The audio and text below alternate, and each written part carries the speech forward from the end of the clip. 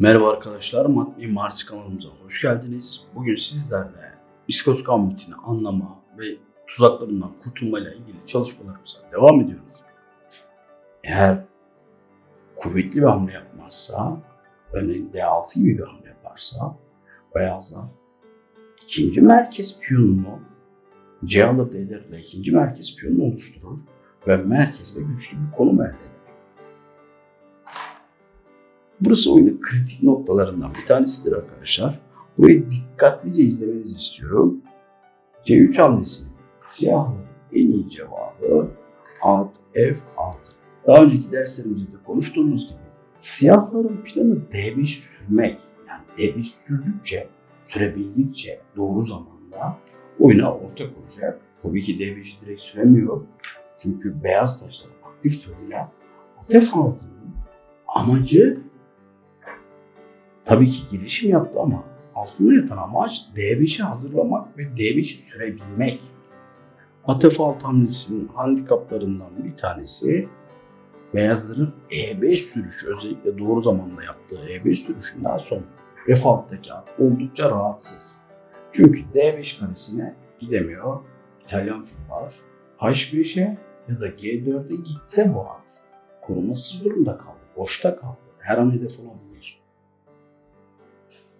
E4'e gittiği zaman E5 hamlesi atı oldukça rahatsız eden bir hamle. At H5'e giderse şöyle bir tuzak var arkadaşlar. Bunu size göstermek istiyorum. At H5'e giderse file şah alır filden sonra at G5 şah. Şah atını korumaya çalışırsa oyunu çabucak kaybeder. Vezir D3. Şah H6'dan sonra at F7 ve mat. Bu yüzden atın H5'e gidemediğini söyleyebiliriz.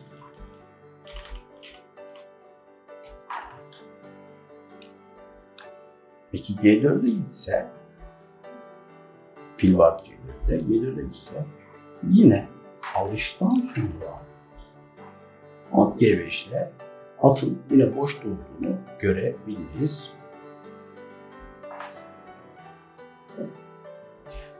Peki at G8'e gitse o zaman da C alır D4 ve yine merkezde beyazlar iki piyonu oluşturdu. Fil B4'ten sonra at C3 ve dikkat edersek beyazlar merkezde alan kazandı ve bütün taşları gelişti. Siyahların sadece iki taşı oyunda, beyazların 3 taşı ve bir tane daha merkez piyonu var. Yani beyazların 2 tempo önde olduğunu söyleyebiliriz. O yüzden E5 hamlesini yaptıktan sonra burada siyahların belirleyici bir cevabı var. O da piyon D5 hamlesi arkadaşlar. Doğru zamanda merkeze piyonu getirebilmenin ne kadar önemli olduğunu söylemiştik. D5'e tempo yaptı. Eğer E alır F6 yaparsa D alır C4 oynuyor basitçe siyahlar.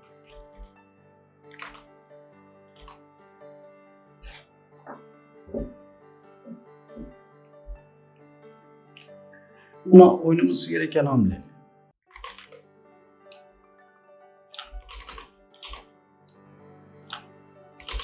D5 sürüşüne yapılması gereken hamle. Fil B5 ile atı açmaza almak. At E4'e C alır D4'e cevap vermek. Siyahların merkezdeki piyon zincirine fili B6'ya gelerek baskı yapması gerek. Ancak bu şekilde siyahlar İskoç açılışına, İskoç gambitine ve tuzaklarına önlem alabilir. Bu videoda anlatacaklarım bu kadar arkadaşlar. Videomu sonuna kadar izlediğiniz için teşekkür ederim. Bir sonraki çalışmamızda görüşmek üzere. Hoşça kalın.